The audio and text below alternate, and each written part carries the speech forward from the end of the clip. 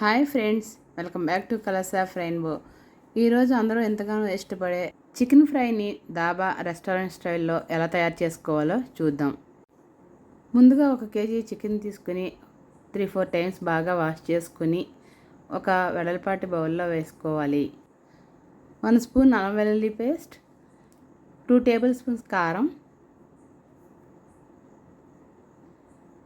1 spoon ధనియా powder, 1 spoon జీరా powder, 1/2 teaspoon pepper powder, 1 spoon పెరుగు వేసి చికెన్కి బాగా పట్టే విధంగా కలపాలి. ఇలా బాగా అంతా కలిసిన తర్వాత ఒక అరగంట పక్కన పెట్టుకుని ఉంచుకోవాలి. ఇప్పుడు 1/2 అవర్ అయిన తర్వాత స్టవ్ ఆన్ చేసి కడాయి పెట్టి ఆయిల్ హీట్ అయిన తర్వాత 1 కప్ ఆనియన్స్ వేసి బాగా ఫ్రై చేసుకోవాలి. 10 పచ్చిమిర్చిని కూడా యాడ్ చేసి ఫ్రై చేసుకున్నాక 1/2 టీ స్పూన్ పసుపు కూడా యాడ్ చేసుకోవాలి.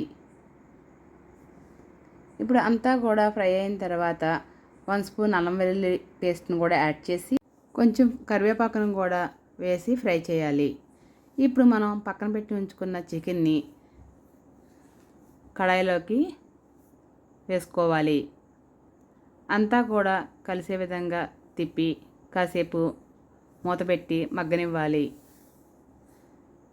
ఒక 10 నిమిషాల తర్వాత మూత తీసి మరొకసారి తిప్పి ఒక పావుగంట మళ్ళీ మూత పెట్టి మగ్గనివ్వాలి. ఈలోగా మనం ఒక మిక్సీ జార్ తీసుకొని 4 ఇలాచీలు, 1 స్టార్ పువ్వు, దాల్చిన చెక్క, షాజీరా, సోంపు, ఎండు కొబ్బరి ముక్క, 1 స్పూన్ సాల్ట్, ఈ ఫ్రైకి బాగా టేస్ట్నిచ్చేది దాగట్ పూలు అంటే రాతి పువ్వు అని కూడా అంటారండి, అది కొద్దిగా వేసి ధనియా పౌడర్, జీరా పౌడర్ కూడా యాడ్ చేసి ఒకసారి మిక్సీ చేయాలి.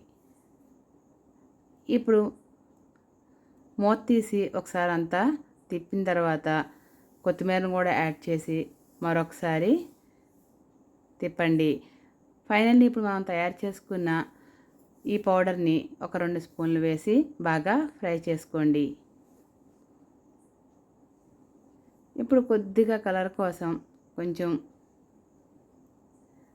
ఫుడ్ కలర్ రెడ్ది యాడ్ చేయండి. ఇది ఆప్షనల్, వేయాలని లేదు.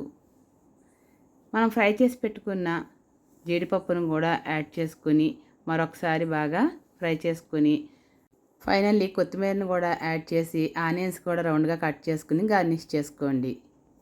మరి ఇంకెందుకు ఆలస్యం, మీరు కూడా ట్రై చేసి మీకు ఎలా వచ్చిందో నాకు కామెంట్ చేయండి. మరిన్ని ఇంట్రెస్టింగ్ వీడియోస్ కోసం నా ఛానల్ని లైక్ చేయండి, షేర్ చేయండి, సబ్స్క్రైబ్ చేయండి. అలానే మీ ఫ్రెండ్స్కి, రిలేటివ్స్కి షేర్ చేయండి.